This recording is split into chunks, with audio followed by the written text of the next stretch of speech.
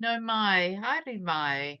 Ki te tine hui ko Jennifer Leaho. Welcome, very warm welcome to you all arriving this afternoon, 3 o'clock here in Aotearoa, and special welcome I see to some people from Adult Learning Australia. Great to have you all here this afternoon, and thanks for attending this first session for 2025.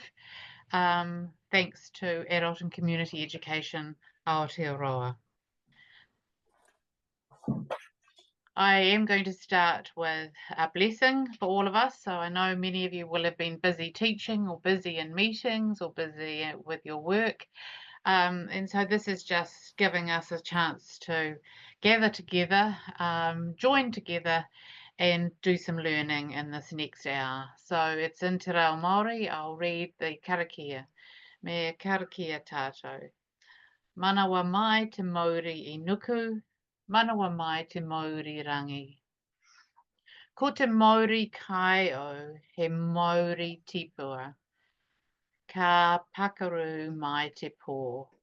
Tau mai te Māori, haumi e, hui e, taiki e. And for those of you who aren't a member of Adult Community Education Aotearoa, this is a little bit of a promo slide to invite you to do that. I know many of you will know of ACE Aotearoa, but if you'd like to receive a e-news, a quarterly newsletter, if you'd like to be invited to the national conference, which this year is in the city I'm coming to you live from today, Christchurch or Tautahi. And if you'd like to be involved in the Festival of Adult Learning, Ahure Akonga, do register there, do sign up, have a look on the website or talk to Viv afterwards. She's there to help. So I've been a member for a long, long time. I've had the privilege of lots of opportunities through ACE Aotearoa, and I work for ACE Aotearoa 1 day a week now and have the opportunity to put together some ideas for you around teaching adults. So that's a little bit about me. That's me in the middle. I also work with both people in the photo there that you can see. I work with Te Atahia Huri Harinui and Tai Samaeli. We deliver also the masterclass for teaching adults. So that will be coming to you live twice this year, so do look out for that information. As well, Ty and I deliver a face-to-face workshop called Successfully Teaching Adults, and you're welcome again to contact me to find out more about that, or Viv. That can be a free workshop that we offer to you in your local area as long as you have 10 people. So that just gives you a little bit of a glimpse of the work that I do. My past experience has been for over 35 years now. Yeah, getting old. Or I am old, rather. Sorry. Christchurch Women's Prison. I spent 12 years there teaching women and also worked with teaching men there.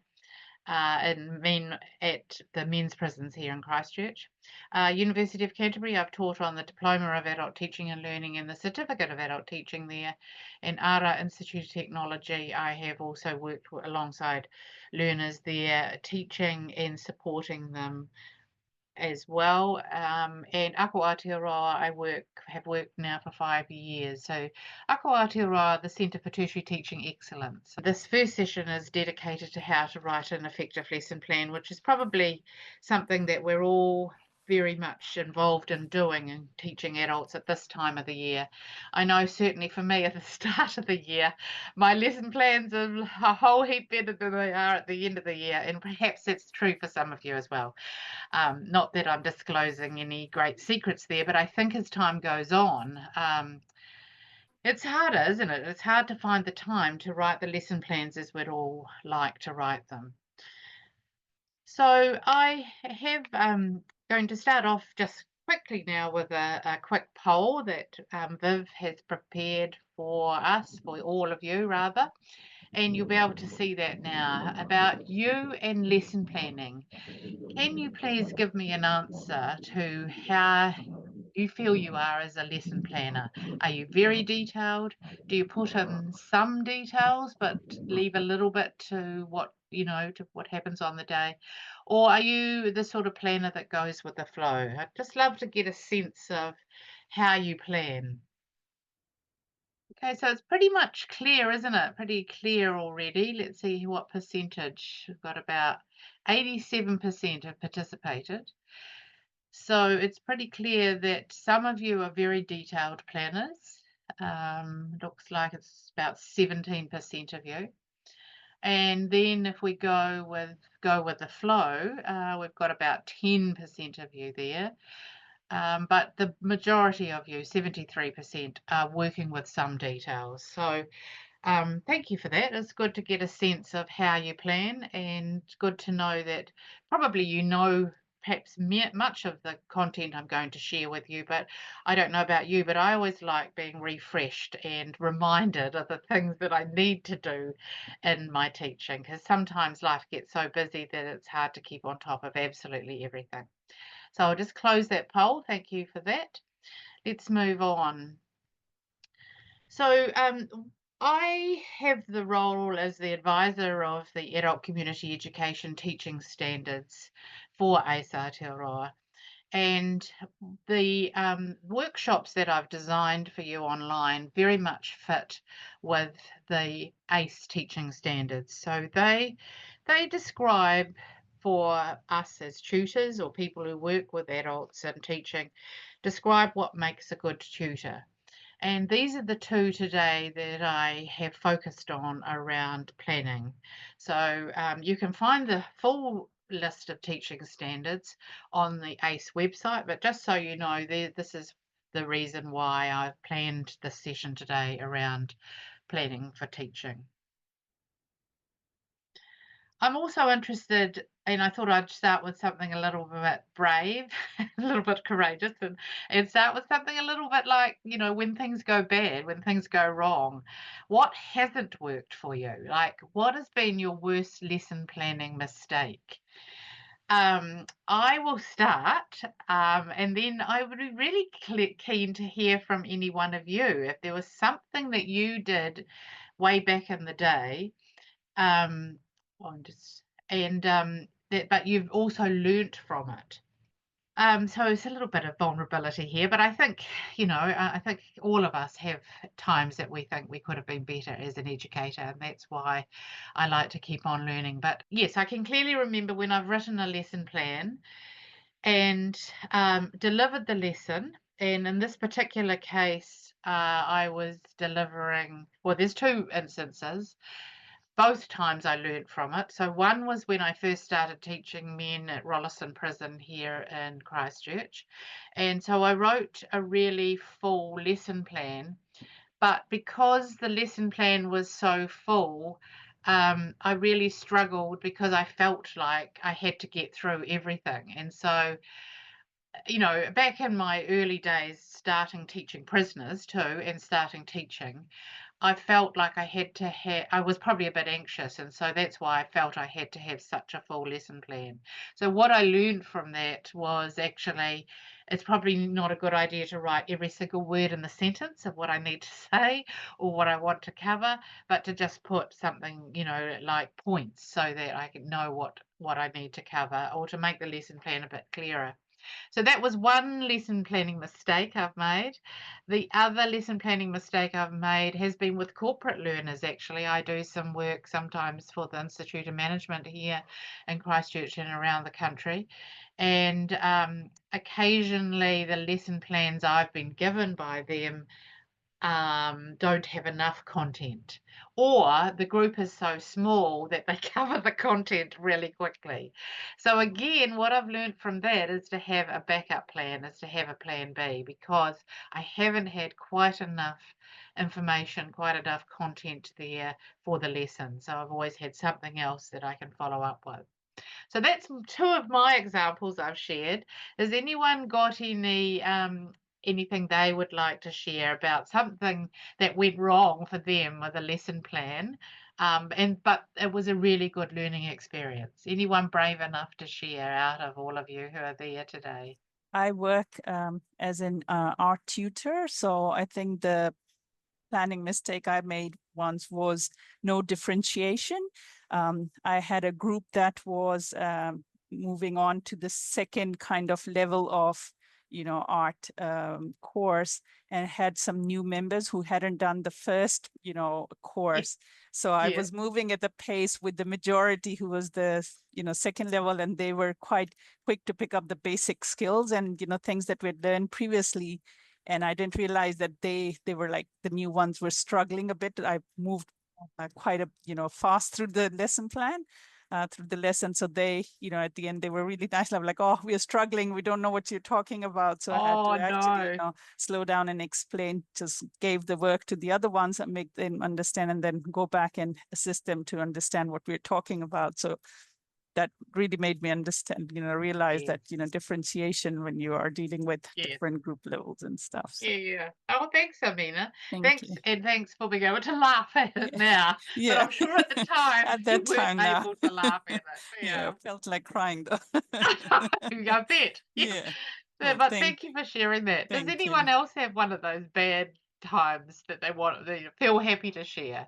I know it's not about focusing on the bad, but I'm sure we've all had them, haven't we? We've all had those occasions when things haven't quite gone right and we've really learnt what not to do. Just shared in the chat that trying to stick to my plan when it wasn't appropriate because of an incident shared by a learner, which was highly emotionally charged and needed to be addressed immediately. Oh, right. Yes. Yeah, so that's very much a learning opportunity, isn't it? It's known as a teachable moment, actually, in theoretical terms, by Robert Havinghurst developed that approach that when there's something that's going on in the room, you address it rather than ignore it. Um, but yes, that would be quite hard to be able to carry on, Kim. But thanks very much for sharing that. Um, and often we don't know actually too. I mean, I'm not sure of the circumstances of your scenario there, but sometimes we innocently and through ignorance carry on and share, and we actually don't know what's really going on. Or do we ever really know what's going on for learners? Yeah, but thank you. I appreciate that, Kim. That's great for you to share that. Thank you. Anyone else? Anyone else have a worse learning lesson planning mistake that they have learned from it? Kia ora, Jennifer. Kia ora, everybody. I'm Robin from Waiheke. Sure, I Robin. have quite a small digital group and it's very diverse as far as people's abilities. And I made the mistake recently, actually, this year, of planning a lesson to suit 3 or 4 out of maybe 9 Yeah. people. And basically, they didn't really want to engage in what I'd planned. In fact, one lady said to me, "Look, I'm just not interested." And so then I was on the back foot because my whole Yes. plan had been around this project, and Yes. and they didn't want to do it. So Oh, wow. that's a really good lesson for me to always have a plan B. Yes, yeah, yeah. Yeah, thank you, Robin. Thanks for your honesty around that and for your reflection on it too about what would work. Because that I think is the best part, isn't it? Is that yes, we make mistakes, but actually when we reflect, what can we do better? And so that's a tricky one that you've shared too, when people really clearly tell you they don't want to do it. Yeah. And of course adults have those rights to do that too. Yeah. Thanks. Great. Good. Thank you. Those three of you have shared your stories. I won't keep focused on the bad stories. Let's carry on and think about lesson planning some more and how we can be as effective as possible. So I've come up with a kaupapa here for our 1 hour session. We've already had a chance to do a brief whakawhanaungatanga, a brief opportunity to get to know each other. Well, a little bit. I can see your names and see your photos, those of you who have your cameras on, which is lovely. Um, a little bit about the warm up was around your prior learning. So we've had 3 lovely examples that, really shared what their learning was from mistakes that happened. And I'm sure some of you've been thinking about those mistakes, even if you didn't have a chance to share. So for the next part of the session, I'm going to share some different ideas about lesson plans, and then you will have an opportunity for breakout rooms to talk about what works for you with lesson plans, and maybe you might want to talk about also some of the models that I'm going to share. I'm going to share 6 models with you this afternoon. There's a slide about a new resource, then a brief reflection activity, and brief time for evaluation, all wrapped up before 4 o'clock, which is my challenge. So thank you, everyone. Keep asking questions. I noticed some of you said you couldn't hear before, but it looks like that's been resolved. Thank you, Tuva, for keeping an eye on the chat.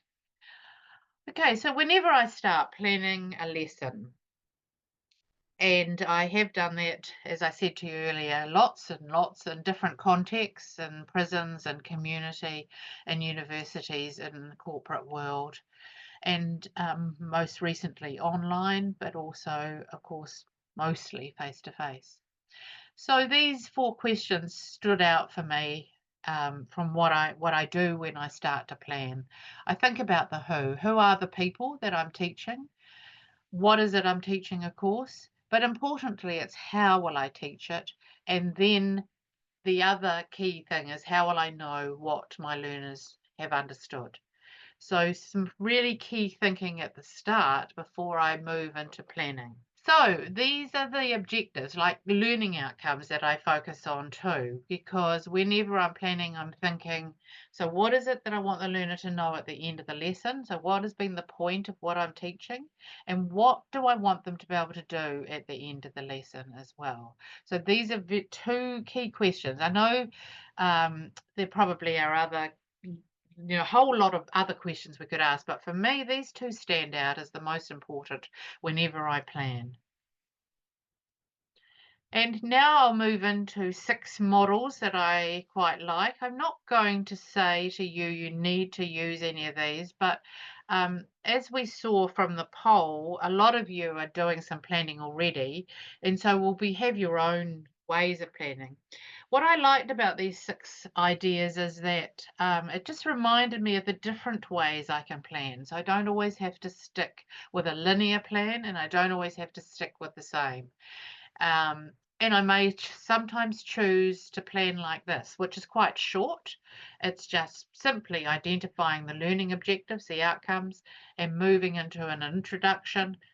They've just turned the next bit instruction, so delivering the content, and then moving into a conclusion, so wrapping it all up, and then inviting the learner to evaluate the session for themselves, but also evaluate for the educator. So the next one has one more part to it. It's a little bit, it's just got, the first one had 5 parts, this one has 6. So we have the welcome and the introduction. We have a warm up this time as well. So warming people up to the content that we're going to teach. Then we actually teach the content, and then we move on to an activity to reinforce the content. This one talks about debriefing and having the opportunity to think about sort of like reflection, I suspect, isn't it? Reflecting on how what the lesson was about, and then importantly again ending with evaluation. So that's our second one. Then we move to a longer one. This has 11 components, this one. This is one that I share often in the Successfully Teaching Adults workshop. So some of you, if you've been to that, may have seen that. So this one invites us to look in detail at every component of a lesson plan. And some of you may use something like this and really love it. Others of you, it may be a little bit too much. But I like to share it because I think it gives us a full approach as to what's important. What are the important considerations when we plan lessons? So importantly, the first one is, of course, what our topic is. We need to think about that, and then we move to what our objectives are and the importance of the objectives or learning outcomes, what learning needs to be covered. In this model, people appear next. So it's topic and objectives first and then people. And some of you may want to mix it up a bit and move these around. It doesn't need to be fixed in this model, but this is just the way this model works. We have with people third. So who are the learners? Importantly, what do they already know? What's their prior learning? And what do they need to know? Then this model moves us to methods. What methods of teaching best suit the learners? So we're thinking about the best methods. Then we move to which activities will best suit the learners and which ones will also suit the topic. Then we think about actually what resources do we need, and there's many a time I've heard educators talk about mistakes they've made with lesson plans is they've got to this bit, the purple box of resources, and realised they don't have the resources to teach the topic or the people. So it's important, I think, this sort of flow chart, because it can also be quite good, like a checklist, if you like, to see that you actually can do every part of it before you start the lesson. The next bit is looking at the content. So which bits of the content will work best for this particular session? And does the content that I want to deliver actually meet the learning outcomes? Then it's about structure. And again, this is an area where I see sometimes educators fall over. They don't actually have a really good order.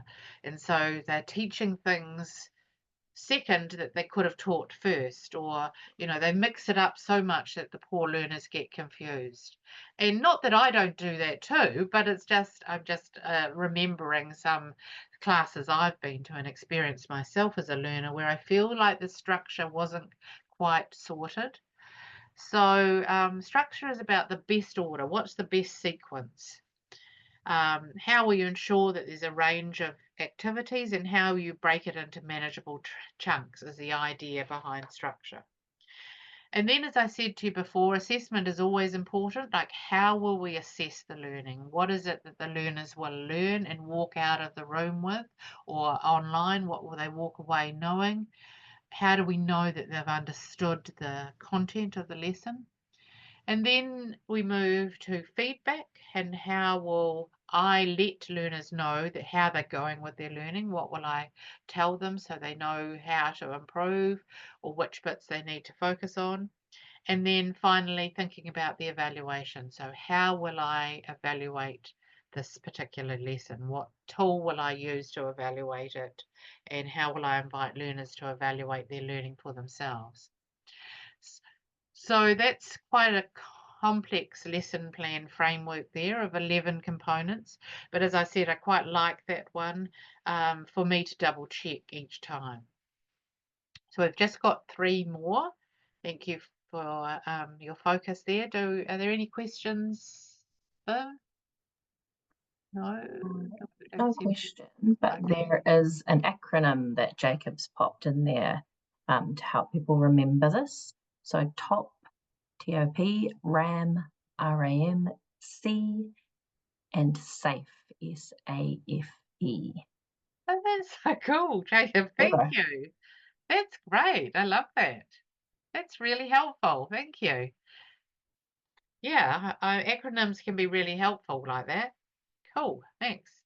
So then let's carry on. So this is a new one for me. I like to do some research and find new approaches. So I hadn't seen David Kolb's 4A's lesson plan. I'm familiar with David Kolb's experiential learning cycle, which is a bit similar to this, but I hadn't seen his 4A's lesson plan. And so he looks at this from a point of view of activity, analysis, abstraction, and application. And I'll just go into detail soon.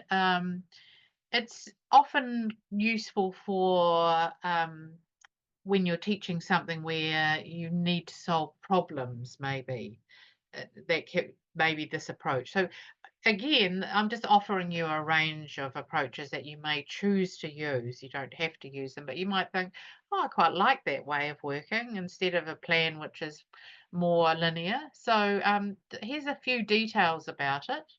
His 4A's lesson plan, and I put the link too for more information in the last slide. But he suggests here that we provide an activity at the start, and that invites the learner to share their prior knowledge. It creates interest. It gives an opportunity for different activities. And we get a sense, we being the tutor, get a sense of how much the learner already knows. And they're involved straight away. I like that point, that, you know, from that point of view, lots of activity at the start. Then he talks about an analysis stage. And so he would say here that it's being able to sort of really analyze some of the information that we give the learner, but simplifying that information so they can feel like they can dig a bit deeper into the lesson, so they can find out more. They're interested in finding out more. So they're sort of asking questions a lot here. Then he uses the term abstraction, where they've got the information. We, the tutor, the educator, have shared the information with them. But this is the time where we want them to think about that information and to understand the content in their own words. So we might use methods of asking open questions to see how much they know, to see what it is, what information they need to know more about, that kind of thing. And then finally, we move to application, which I think is exciting.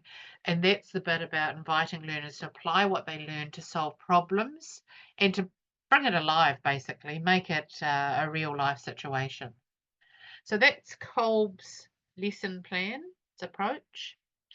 His 4As. We've just got 2 more left, and then you'll have a chance to talk in breakout rooms about what you do, and if there are any of these that you like or you want to talk about or you want to try. And certainly you could be thinking as we go, you know, because I'm going to ask you at the end in reflection, what is it you're going to stop doing? What is it you'll start doing? And what will you keep doing? And this may be something you might want to start doing. You might want to try a different approach to lesson planning. Our next slide is another new one to me. So we had the A's, the 5 A's, and now we've got the 7 E's. Or beg your pardon, 4 A's. Now we've got the 7 E's. So again, this approach may be something you like as well. I know when I read about it, it was with regard to science teaching, and so just keep that in mind, because that context might help you think about if this would work for you and the sort of teaching you do, whether it's one-to-one or with a small group or with a large group. So this model invites us to engage. So we actually get that interest going with the learners. We ask questions, we find out and elicit what their prior knowledge is. And we might do that through quizzes or post-it notes or any activity like that. Then we invite the learner to work together to explore the new learning. And so we might prepare a range of tasks. We may then move to explain, where we're giving more details and we're checking the learning, checking that people are understanding. And elaborate, we would have the opportunity rather, to invite our learners to work independently to really demonstrate the learning that they have learnt. And then in extend, this is similar to the 4A's model, whereby we can extend the skills or transfer the principles to real life. And what I like about this model is this whole idea of the pink evaluate being in the middle. So instead of just leaving evaluate till the end, it's about evaluating as we go. And I really like the concept of just checking as I teach.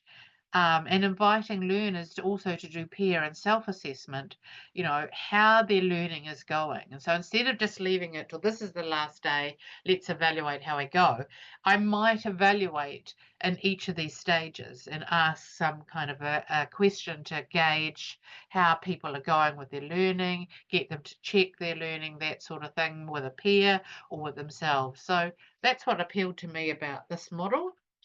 And then last but not least, the one and only AI, ChatGPT, and I'm sure there's a few of you like me that have thought, oh, how do I get a lesson plan on teaching this, and have keyed it into free ChatGPT, and it's come up with a lesson plan of what I could teach and how I could teach, and everything is there. So I've just given you here the template that I found when I asked ChatGPT. I didn't invite them, I asked them, please prepare a template on teaching lesson plans, a plan for teaching, and they came up with this. And I thought this could be a structure that could be quite useful if you wanted a guide, and particularly those of you who may be new to teaching.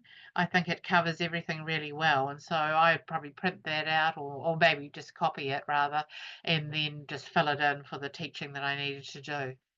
Of course, I could go to specifics with ChatGPT, and I have done that, but I also find that sometimes it does give me a lesson which I like parts of, but of course, there's always going to be parts that are not going to work for me.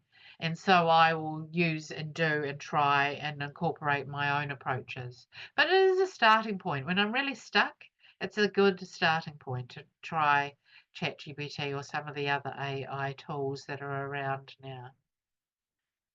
All right, so there are our 6 slides that I've shared with you, and I'm now going to invite you to join a breakout room that Viv has kindly prepared earlier. And please introduce yourself and just talk about some of those models, or talk about what works for you, because I know that's one of the things we love as educators, is hearing from others about their ideas, what they do. And some of you may have experimented with AI, some of you may not have, so learn from each other. But you have an opportunity now for 6 minutes to introduce yourself and to share what you do with lesson planning. All right, well, thanks everyone. I hope you've had a chance to share in the breakout rooms there. I'm sure you did rather have a chance, and talked about the models which might have worked for you or not. I did see in the chat someone noted that they wouldn't use one of those models. And again, that's fine. It's whatever works for you. Some people love a big model and some like one that's a lot more, less complex rather.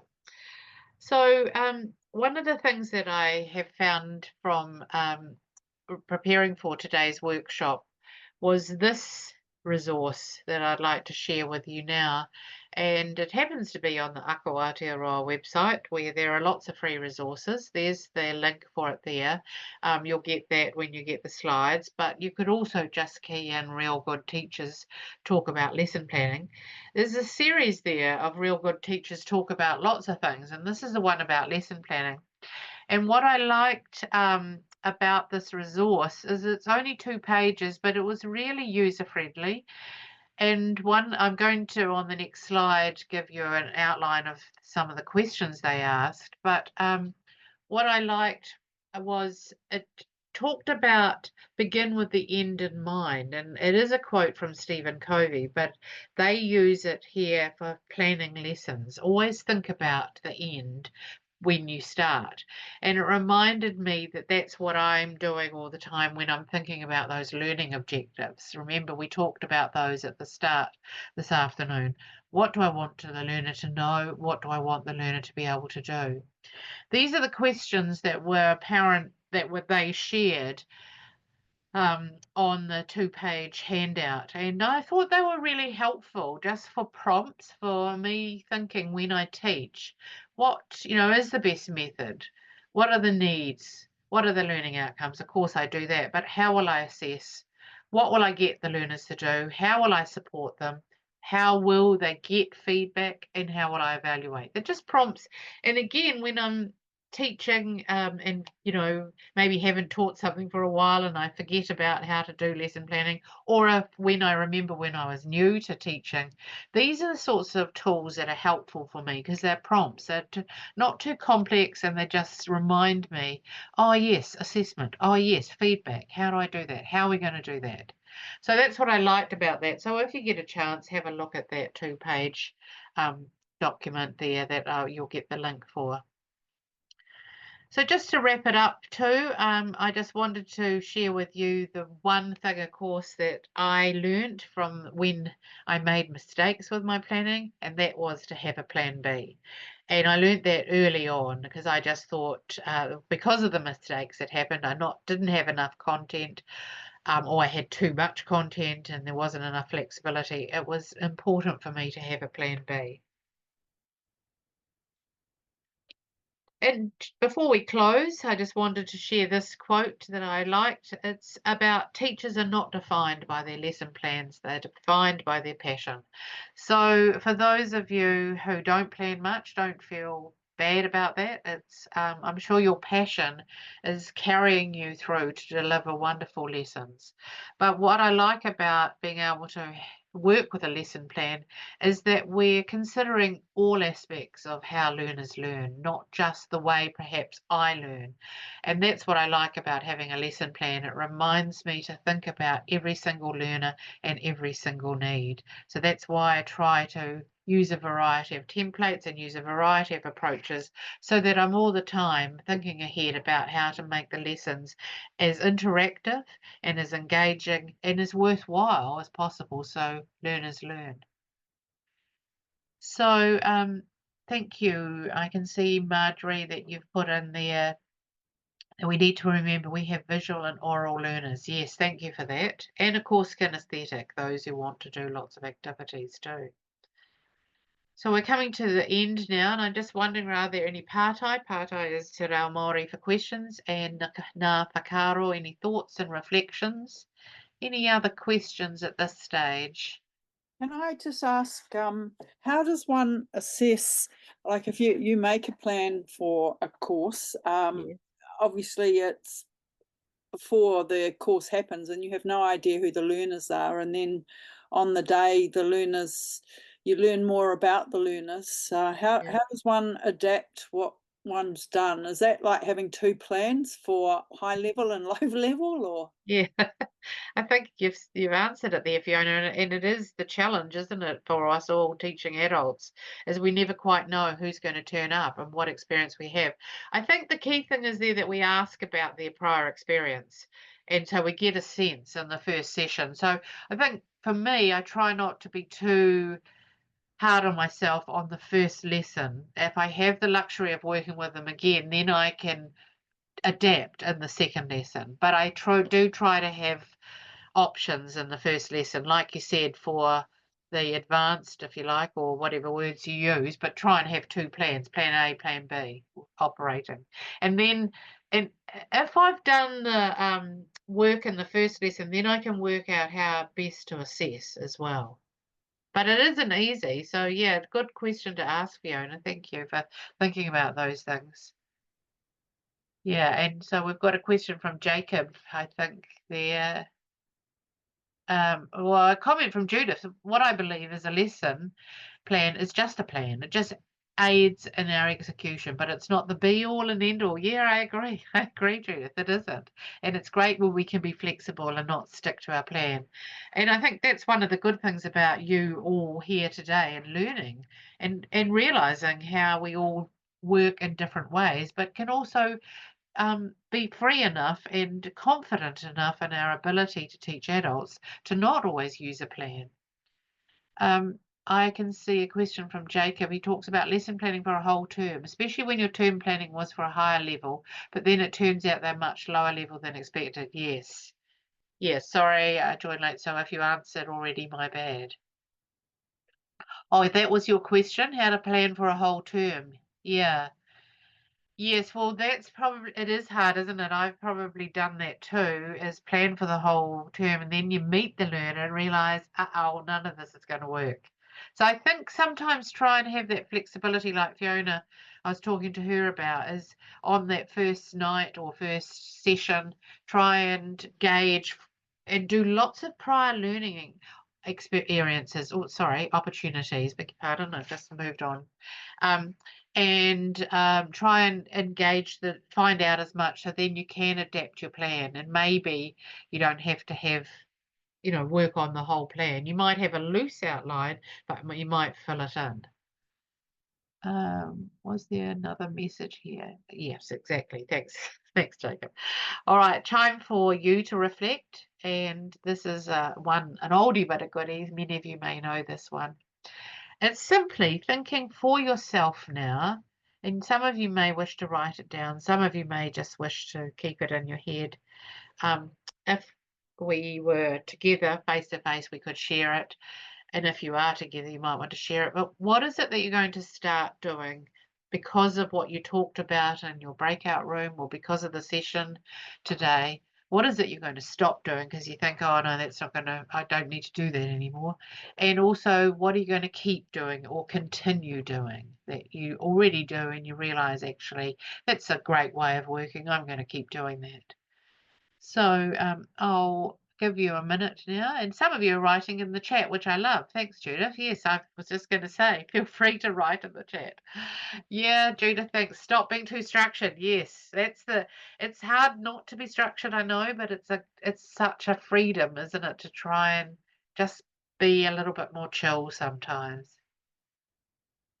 Keep planning, good, and expect the unexpected, Fiona, for sure. There's always unexpected with teaching, isn't there? That's why part of the joy and part of the challenge. Yeah, great. And we have some more there. No, keep planning. Yeah, you like the quote, Nolene. Yeah, I like that. Begin with the end in the mind. In mind, I like that. Keep going by the learner's needs. Lovely. Thanks, Natalia, sorry. It is about the learner's needs, isn't it? And remembering that. So I love that you've said that. Thank you. Yeah. And Marie, recognize the room. Yeah, for sure. Get students to give an example to prove their learning, like the 7 E's. Great. Thanks. Thanks for that, Marie. And Helen, you're going to keep planning, but always be ready to go with the learners. Excellent. Then bring them back on task when that works. Yeah, that's the key, isn't it? Go with the learners, but absolutely have a plan. Judith, again, expect to plan spontaneously within the plan. Yeah, good to have that freedom of spontaneity. And Robin, you like the quote about the passion. Also agree, learner-led teaching is most effective. If they're having fun, they learn more. Absolutely, absolutely. Great, great. Thank you for sharing so much. And Joanne, keep my detailed planning as a backup, yes, but also continue to celebrate. Excellent, thank you. The teachable moments, great that you could share that. Oh, great. I really love reading your comments. And Jacob, start my planning without being too structured. Oh, you've done, yeah, stop planning without the end in mind and continue using my activities for class engagement. Thank you so much for sharing. So we have now an opportunity for you to give an online evaluation, and the beauty of this is it's fast. So what it means is you're not going to be sent anything afterwards, but you can now scan the QR code that you can see with your phone camera and quickly fill out that the questions there on SurveyMonkey. E kara kia tātou. Kua mutu a mātou mahi mō tēnei wā. Manakitia mai mātou katoa, o mātou hoa, o mātou whānau, ao ki te rangi. So peace to all of you. I hope you have a good rest of the week. Here are the references. They're the links there to much of the work that I shared with you today, the different approaches to lesson planning.